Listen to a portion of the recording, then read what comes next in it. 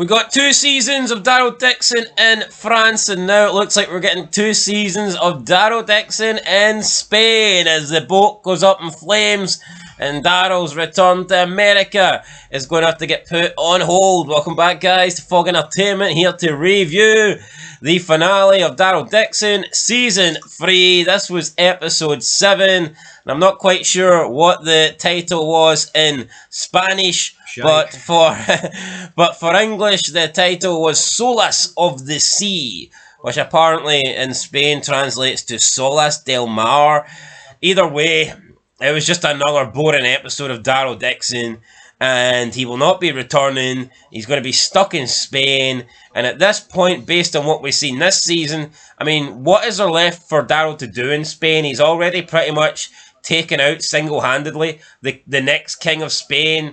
He's taken Federico out of his position as the leader of Solace. So, I mean, at this point, I mean, Daryl Dixon is already accomplished Spain. He's already defeated Spain. He's landed in Spain. He's tore the place up, and I think they should have just got on the fucking boat and left.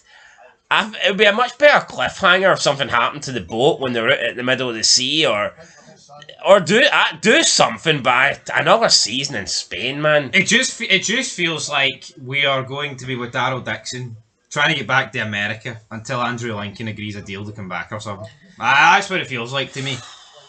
Yeah, I just I mean, we'll get into it. So Codron finds Lorentz Rubik's Cube. So Codron has found his way to Spain. No, now, I'm not sure how, because the last time we seen this guy was in the tunnel, and he did like a 180 and started running back towards France. Yeah, so how the fuck is Codron magically appeared in Spain, right? And I would also argue, it's like, how long has taken place between Daryl Dixon being in England and then turning up in Spain? It's like, how did Codron make it from the tunnel into... Like, why would Codron be going to Spain? It makes zero sense to me. This is the naive American mind. Well, I'll say American mind. We've seen it in like Fear and The Walking Dead, where characters just meet up. Do you have any idea how big these states, these countries, these cities are? Why is he here? Yeah, it just doesn't make any sense. How would he have got wind? Seriously. Yeah, so we've got Codron now magically turning up in Spain. Like, see from where the Channel Tunnel exits in France, right, to where they are in Spain, we are talking of hundreds of miles, right? Hundreds of miles. So why is he there? Why did he walk to that specific part of Spain to find that fucking Rubik's Cube? Plot purposes. So Carol then sneaks into Solace, where Federico is torturing Antonio for information. I mean, what information could he possibly be looking for? I don't really know. I don't really care. Rodo and Daniel are with Carol. They rescue Antonio, but then those two get shot, because of course they do, because they're just red shirts at this point. Red shirts. So yeah, they came to help Carol, but they get gunned down. Carol and Antonio then try and make their escape with help from the residents. But one of the residents, I think is it Jamie? I think he betrays them, and he hands them over to Federico, who is also captured Roberto, who was back in Solace. I don't know why Roberto showed up. But I think they took him from the lighthouse, which we find out later for Daryl. No, I mean, we'll get there later on. But then, after Carol and Antonio are captured, Federico's just like, you can leave, it's okay, I don't care. So he allows them to leave, and we'll talk more about that in a bit. So Daryl and Paz, they infiltrate El Alcaraz as workers, and we've got some like sort of zombie... It's like a puppet show, but with zombies. And this seems to please and entertain all these important people. And why do they do this like weird, flamboyant gay shite? That's what it is. You get Daryl wearing one of these wee masks as a server, right? And you can say, well, maybe there was other servers that looked like Daryl. The rest of them looked like women in their 20s. Here we've got Norman Reedus at like 57, looking like Shamrock out of fucking Emmerdale, if you know. And it's like, compare it to Squid Game when they wore masks, right? That was to please like the gay VIPs, where you could tell they were all like men with dark hair that were like of a young enough age. See this with Daryl Dixon? It's a fucking he was just hanging about like a bad smell. Wasn't he though? He wasn't even serving. He was just fucking scoping about. Well, I don't think. Obviously, he's not going to serve because then it's probably going to give away his cover. I think he was just trying to sneak into the background and camouflage himself as one of the servants. Yeah, I understand that, but surely he would be getting pulled about not serving. He's supposed to be a worker. Well, either way, they didn't. Yeah, it's no big deal. Whether you think he should be working or whether I think he shouldn't be, it's fucking garbage. Well, you're making a big deal out of it anyway. Daryl Dixon. So one guy make a big deal out of it. Daryl Dixon didn't make a big deal out of taking out everybody in Alcaraz, so he unleashes the horde of zombies, and they start killing everyone. They kill all the nobles. They kill the king and queen of Spain, and I mean it's just like 5 or 6 zombies literally being let loose, and Daryl on his own would just annihilate these 6 zombies, but of course all the other people here aren't zombie killers, so they just get killed like red shirts. And this is the Al Alcazar that's been built up all season. This regime, this crazy group, man. The legitimate king of Spain, by the way. Yeah, look at Ezekiel, a fucking guy that worked in a zoo and put one of the Burger King crowns on his fucking head. Yeah, this group that has been supposedly terrorising Spain and controlling Spain just gets taken out by Daryl Dixon, letting a few walkers go on the loose. Didn't really make any sense to me. Daryl then goes around trying to save all the women. Daryl rescues Justina and the other girls while Paz and Elena, they team up and they kill Guillermo. This guy's supposed to be a big evil villain. Didn't even feel like that evil of a villain in my opinion. But they kill him. He's got a son with Elena, and I mean they just don't really care. They kill this guy and they take his son. So I guess Elena and Paz are going to raise, a non-binary kid or something. But it's like even if this Guillermo guy, right, is a bad guy, you think there would be some form of hesitation or some form of reluctance to kill him because he is the father of your son, but you just see with Elena and then with Paz, they just don't give a shit. No, they don't. Paz just tells Elena to get the boy and then kills him. Get the boy, like get his son. Like he's like taking the bins out or something. Oh, it's Tuesday. Take the bins out. Get your boy.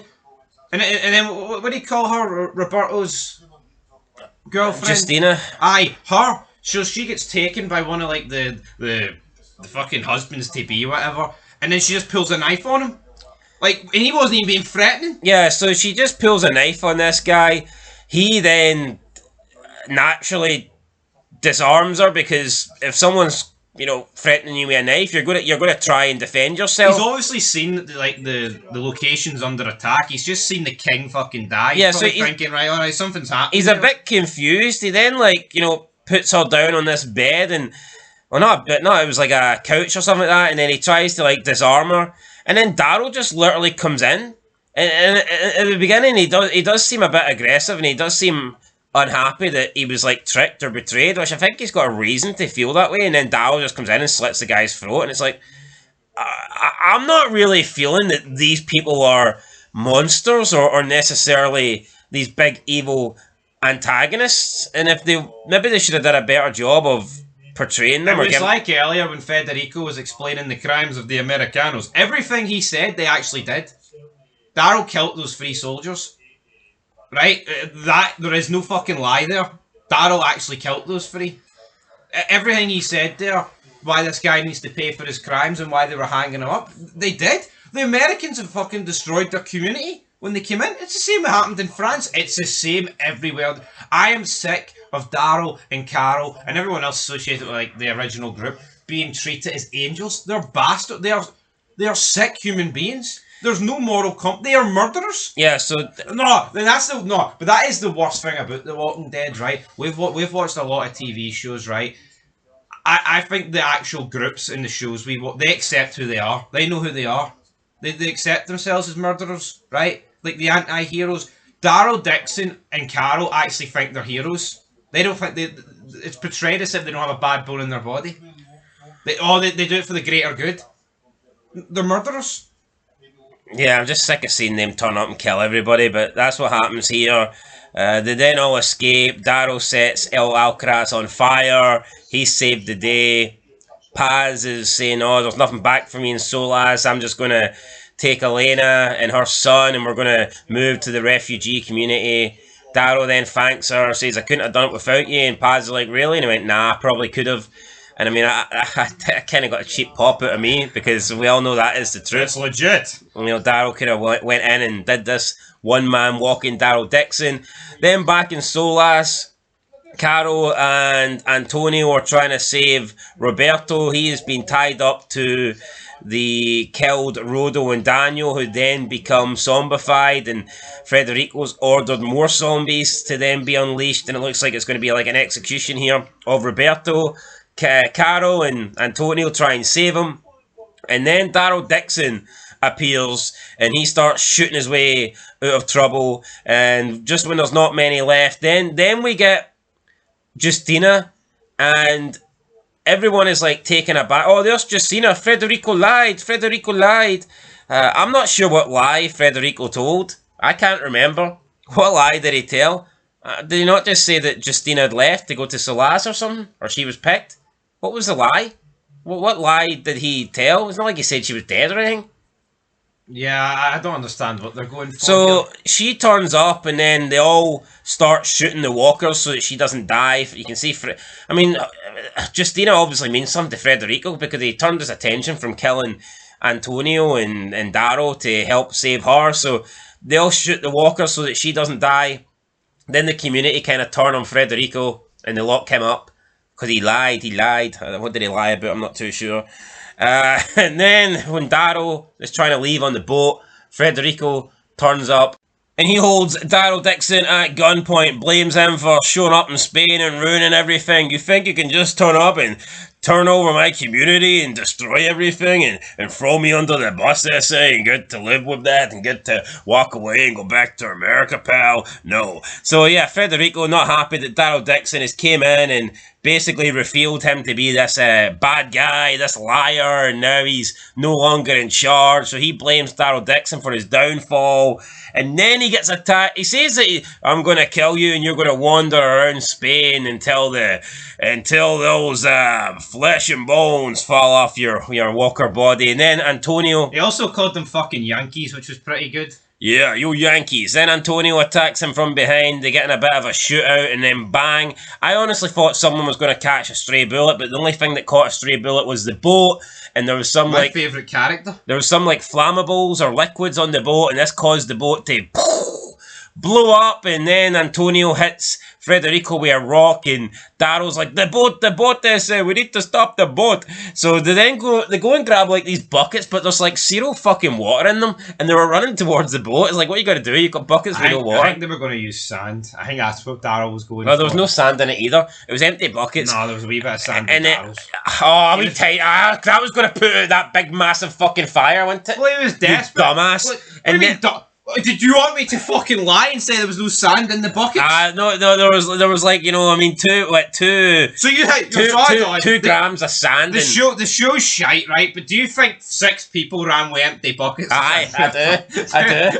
That's what I seen. That's what my eyes didn't deceive me. All I seen was empty buckets. This scene could have been decent if I actually had if there was believability that Daryl or Carol could catch a bullet. See, when this guy rocks up, you know he's going to be disarmed. You know that he cannot survive or get away with killing any, because he's not going to kill these two. And everything he said's the truth. These two rock up and they destroyed his community. They rocked up in France, destroyed numerous communities. And see, next season, they'll rock up the other communities and destroy them. There's no ramifications. There's no repercussions. It's just they get to kill people and get to live on with there's never any fallback, man.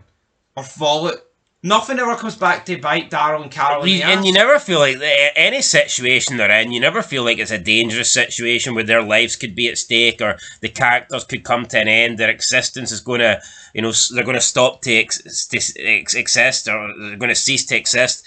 You just know, it doesn't matter. I mean, Daryl Dixon could be outnumbered 100 to 1 and you just know that he's going to fight his way out of it and come out on top because I mean, that's what we've seen now for seasons and seasons and seasons. So it's very predictable. The main characters are safe. You never feel like they're in trouble. You never feel like they're in jeopardy. And yeah, no, it's just absolutely boring. I don't care how many guns Daryl Dixon gets pointed at his face. You just know the guy's not going to die. Even if the show was good, that would still be a big problem. But see, factoring the show is awful, that makes it 100 times worse. Yeah, so then the boat explodes, and this effectively gives them no way to get back to America. And in the background, we see Codron still. I mean, so he's within touching distance now, because it looked like, I would say, couple of hundred, maybe a few hundred meters or something like that. I don't know. It wasn't that much, but he's close. He's definitely within a mile. If you can see it, he's close enough. But again, who gives a... Why should I care about seeing this guy? What's he going to bring to the table? Not entirely sure, but season 4, guys, Codron might be back. Daryl Dixon's still in Spain. Federico was knocked out, so he's still alive. They don't get to escape back in the water, back on the boat to America. But we'll have to wait and see what happens. At least we get to escape this show for another year until it comes out in 2026. But for The Walking Dead, Daryl Dixon, I wasn't impressed. This season did nothing for me. Was it the worst season out of the lot? I don't know. I thought season 2 was pretty shit as well. But yeah, no, this finale, just another lackluster finale. I'll give it a... I'll give it a 3 out of 10. I'll probably give season 3 a 3 out of 10 as well. I don't know. It's really mediocre TV. What are you giving it? I'll give it a 3 as well. A waste of 7 hours this season. But yeah, we knew that going into it, so it's our own fault. We signed up for this shite. And sadly, we're going to see it through with a 4th one. Alright, 4 seasons confirmed. Hopefully it's the last. And yeah, whether Daryl Dixon gets back to America or not, who knows. I don't really think he's going to take this entire group with him. I say entire group, it's 3 people, but to me, these 3 people... Never mind these 3 people getting killed off in season 4. I wouldn't even be surprised if they're not even in season 4. Yeah. I wouldn't be surprised if there's a time skip between 3 and 4 and Antonio... Justina and Roberto all die. But anyway, we'll have to wait and see. Daryl Dixon's alive. He's never going to die. He's always going to be here. Doesn't matter whether it's season 4 or season 40. This guy is here to stay in the Walking Dead universe. And that makes it predictable. And predictable TV is never good TV. Anyway, guys, that's it. Your finale review for Daryl Dixon, The Walking Dead Season 3. We'll catch you in the next one. Till then, peace.